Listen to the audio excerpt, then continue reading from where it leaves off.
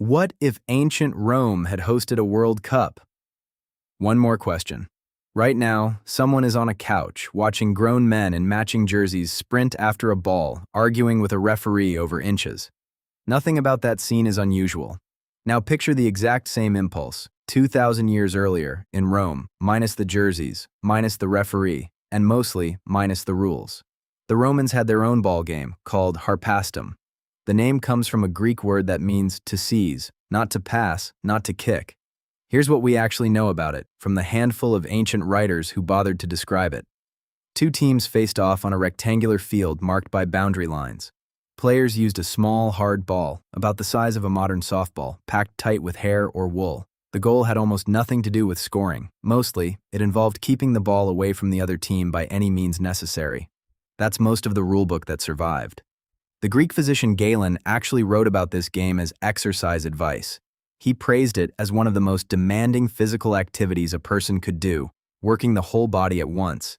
Which sounds like a compliment, until you remember he was describing something closer to a wrestling match with a ball occasionally involved. So picture the actual World Cup format dropped into this world. A group stage, knockout rounds, a final.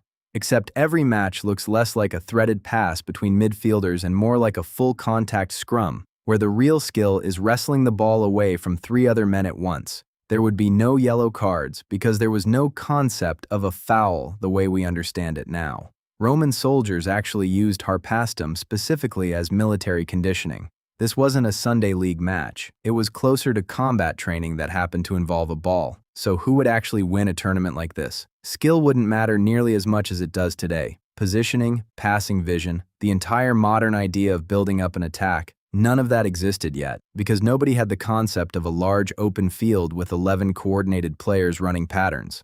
Harpastum was reportedly played in a tight, confined space, so the deciding factor wouldn't be tactics at all. It would come down to raw physicality. Whichever team had the strongest, most relentless group of men, capable of out-wrestling everyone else for the ball, would go all the way.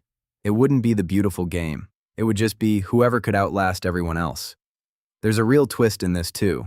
Some historians think games like harpastum and its Greek cousin episkouros may have quietly influenced the early development of rugby and even football itself. Centuries later, once medieval and Renaissance Europe started reviving their own rough ball-and-line games.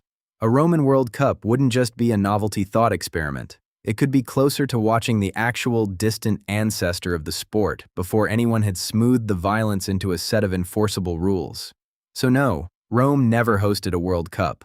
But if it had, the trophy wouldn't have gone to the most skillful team on the field. It would have gone to whichever 11 men were left standing. And that's one more question answered. If you liked wondering about this one, subscribing means you'll catch the next one. See you soon.